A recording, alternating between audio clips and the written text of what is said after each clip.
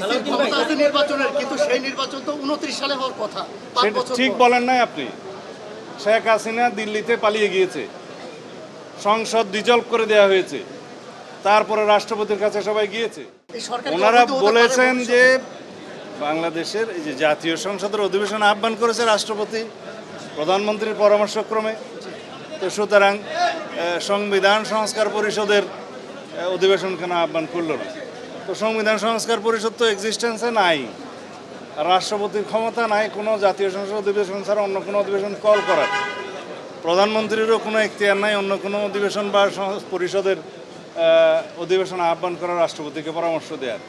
এটা ছিল বক্তব্য। আর যেটা আপনারা বলছেন নির্বাচন এবং জুলাই জাতীয় সনদ বা নির্বাচন কমিশন, এই সম্পর্কিত যেগুলো প্রশ্ন আপনারা তুলেছেন এটা অসাংবিধানিক নয়।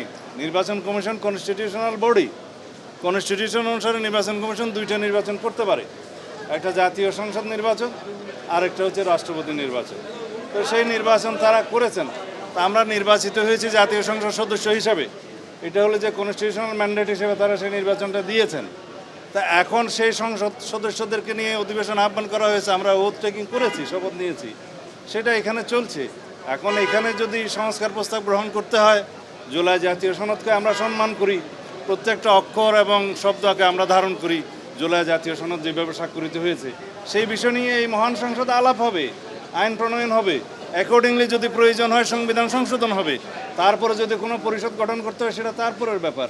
আমরা কনস্টিটিউশনালি যাই, আমরা কোনো কিছুই অস্বীকার করছি না, কিন্তু আমরা বলছি যেটা আমরা সংবিধান মেনে চলতে পারি।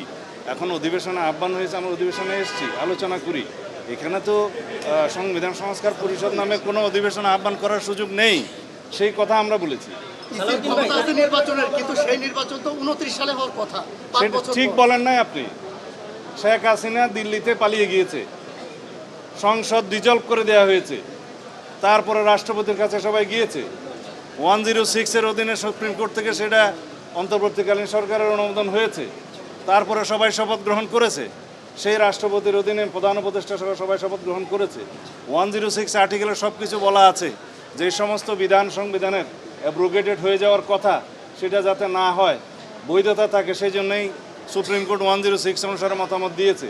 এবং কথা থাকতে পারে 90 দিনের ভিতর কোনো ইলেকশন হলো না, সেই জন্যই 106-এ বলা আছে যে অন্তর্বর্তী সরকারের কোনো মেয়াদ দেওয়া ছিল না, তত্ত্বাবধায়ক সরকারের মেয়াদ থাকে, এবং তারা সেই অনুপাতে আইন প্রণয়ন করেছে। সেই আইনগুলো আমরা রেটিফিকেশন করব, সংবিধানের 4th তফসিলে সেগুলো রেটিফিকেশন দেওয়া হবে, ধারণ করা হবে।